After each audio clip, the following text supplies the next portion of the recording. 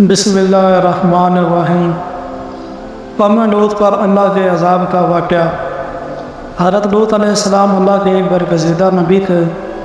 آپ حضرت ابراہیم کے دور زمانہ میں اہل صدوم کی رہنمائی کے لیے نبوت کی منصب پر فائز ہوئے۔ صدوم کے آس پاس 5 نہایت ہی خوبصورت شہر آباد تھے۔ یہ علاقے نہایت ہی سرسبز و شاداب اور قدرت کی فیاضی کا حسین شاہکار تھا۔ یہاں باغات کی کثرت تھی، لالہاتی کھیتی جہاں کی ضروریات سے کہیں زیادہ تھی۔ اردن، شام اور اسرائیل کے درمیان بسا ہوا یہ علاقہ نہایت ہی زرخیز تھا۔ یہی وجہ تھی کہ آس پاس کے بستیوں کے لوگ بھی اپنی معاشی اور غذائی ضروریات کو پورا کرنے کے لیے ان بستیوں کی طرف آتے تھے، مگر یہ بات صدوم کے لوگوں کو بالکل بھی پسند نہ تھی۔ ان کے خیال میں ان کی بستیوں میں پیدا ہونے والے پھلوں، اناجوں اور سبزیوں پر صرف ان کا ہی حق تھا۔ وہ نہیں چاہتے تھے کہ دوسری بستیوں کے لوگ ان کے علاقے میں آئیں۔ ایک دن صدوم کے لوگ اس بات پر غور و فکر کر رہے تھے کہ باہر سے آنے والے لوگوں کو یہاں آنے سے آخر کیسے روکا جائے، کہ ابلیس ایک بزرگ کی شکل میں ان کے محفل میں آیا اور کہا، اگر تم ان سے پیچھا چھڑانا چاہتے ہو تو میرے کہنے پر عمل کرو۔ ابلیس نے کہا، اگر تم ان بستیوں کے لوگوں سے نجات چاہتے ہو تو جو تمہاری بستی میں آ جاتے ہیں ایسا کرو کہ جب بھی کوئی شخص تمہارے علاقے میں آئے تو تم لوگ زبردستی اس کے ساتھ اپنی خواہش پوری کرو۔ اس طرح یہ لوگ بستی میں آنا چھوڑ دیں گے۔ پھر اہل صدوم نے ان سے پہل بد کو اپنا پیشہ بنا لیا۔ اپنی نفساتی خواہشات کے لیے مردوں سے بد فعلی اور اس کام کا دستور بن گیا تھا۔ بے حیائی عام ہو گئی تھی۔ حکمراں، سردار، رئیسہ، ہر طبقے میں گھر گھر یہ امن پھیل گیا۔ ہری محفل میں یہ لوگ اس فحاشی کے کام کو کر کے خوش ہوتے تھے۔ تلمود میں لکھا ہے کہ اہل صدوم اپنی روزمرہ کی زندگی میں سخت ظالم، دھوکے باز اور بد معاملہ تھے۔ کوئی مسافر ان کے علاقے سے باخیریت نہ گزر سکتا تھا۔ کوئی غریب ان کی بستی سے روٹی کا ایک ٹکڑا نہ پا سکتا تھا۔ بارہا ایسا ہوتا تھا کہ باہر کا آدمی ان کے علاقے میں پہنچ کر قانون فاقوں سے مر جاتا اور یہ اس کے کپڑے اتار کے اس کی لاش کو برہنہ دفن کر دیتے۔ حضرت لوط علیہ السلام نے توحید کی دعوت دی اور بدکاری کی اس کے نانے عمل سے توبہ کرنے کا حکم دیا۔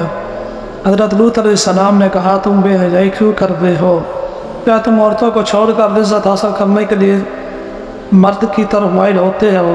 حقیقت یہ ہے کہ تم احمق لوگ ہو۔ حضرت لوط علیہ السلام علیہ صدوم کو دن رات وعظ و نصیحت کرتے، لیکن قوم لوط پر اس کا کوئی اثر نہ ہوتا، بلکہ وہ بہت فخری انداز میں یہ کام کرتے تھے۔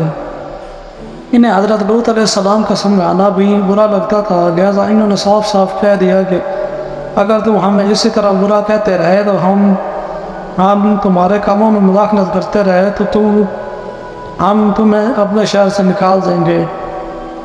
حضرت لوط علیہ السلام نے نصیحت و تبلیغ کا سلسلہ جاری رکھا، لہذا ایک دن اہل صدوم نے خود ہی عذاب الہی کا مطالبہ کر دیا۔ اللہ تعالیٰ نے اب تک ان کے اس بدترین فحاشی اور بدکاری کو ڈھیل دے رکھی تھی، لیکن جب انہوں نے حضرت لوط علیہ السلام سے ایک دن کہا کہ اگر تم سچے ہو تو ہم پر عذاب لے آؤ، لہذا ان پر عذاب الہی کا فیصلہ ہو گیا۔ اللہ نے اپنے خاص فرشتے کو دنیا کی طرف روانہ کر دیا۔ پھر یہ فرشتے حضرت لوط علیہ السلام کے گھر تشریف لے آئے۔ حضرت لوط علیہ السلام نے جب ان خوبصورت نوعمر لڑکوں کو دیکھا تو سخت گھبراہٹ اور پریشانی میں مبتلا ہو گئے۔ انہیں یہ خطرہ محسوس ہوا کہ اگر ان کی قوم کے لوگوں نے انہیں دیکھ لیا تو نہ جانے وہ ان کے ساتھ کیا سلوک کریں گے۔ حضرت لوط علیہ السلام کے بیوی کا نام ویلا تھا۔ اس نے آپ پر ایمان نہ لایا تھا اور وہ دراصل منافقہ تھی جو کافروں کے ساتھ تھی، لہذا اس نے جا کر اہل صدوم کو یہ خبر دی کہ لوط کے گھر نوجوان لڑکے مہمان ٹھہرے ہوئے ہیں۔ یہ سن کر بستی والے دوڑتے ہوئے حضرت لوط علیہ السلام کے گھر پہنچے۔ حضرت لوط علیہ السلام نے کہا، یہ قوم یہ جو میری قوم کی لڑکیاں ہیں یہ تمہارے لیے جائزہ اور پاک ہیں۔ اللہ سے ڈرو اور مجھے میرے مہمانوں کے سامنے رسوا نہ کرو۔ کیا تم میں سے کوئی بھی شائستہ آدمی نہیں؟ حضرت لوط علیہ السلام کی بات سن کر وہ لوگ بولے، تم بخوبی واقف ہو کہ ہمیں تمہاری بیٹی سے کوئی حاجت نہیں، اور جو ہماری یہ سب چاہت ہے اس سے تو یہ واقف ہو۔ حضرت لوط علیہ السلام نے گھر کے دروازے بند کر دیے اور ان نوجوانوں کو ایک کمرے میں چھپا دیا۔ ان بدکار لوگوں نے آپ کی گھر کا گھیراؤ کیا اور ان میں سے کوئی گھر کے دیوار پر چڑھنے کی کوشش کر رہے تھے۔ حضرت لوط علیہ السلام نے اپنے مہمانوں کی عزت کے خیال سے بہت زیادہ گھبرائے ہوئے تھے۔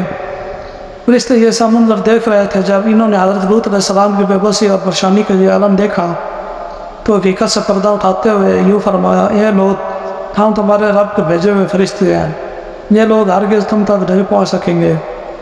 ابھی کچھ رات باقی ہے تو اپنے گھر والوں کو لے کر چل دو اور ان میں سے کوئی شخص پیچھے مڑ کر نہ دیکھیں۔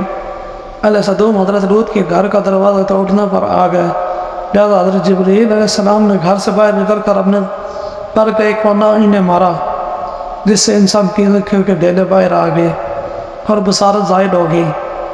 یہ شخص عذاب، یہ خاص عذاب ان لوگوں کو پہنچا جو حضرت لوط کے پاس بدنیتی سے آئے تھے۔ حضرت لوط علیہ السلام حقیقت حال جان کر مطمئن ہو گئے اور اپنے گھر والوں کے ساتھ رات ہی پر نکل کھڑے ہوئے۔ اس وقت ان کی بیوی بھی ان کے ساتھ تھی، لیکن کچھ دور جا کر وہ واپس اپنے قوم کی طرف پلٹ گئی اور قوم کے ساتھ جہنم رسید ہو گئی۔ صبح کا آغاز ہوا، اللہ کے حکم سے حضرت جبرائیل نے بستی کو اپنے پر سے کہا اکھاڑ دیا اور پھر اپنے بازو پر رکھ کر آسمان پر چڑھ گئے، یہاں تک کہ آسمان والوں نے بستی کے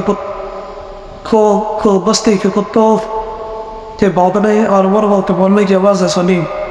پھر اس بستی کو زمین پر دے مارا، جس کے بعد ان پر پتھروں کی بارش ہوئی۔ جب یہ پتھر ان کو لگتے تھے تو سر پاش پاش ہو جاتے تھے۔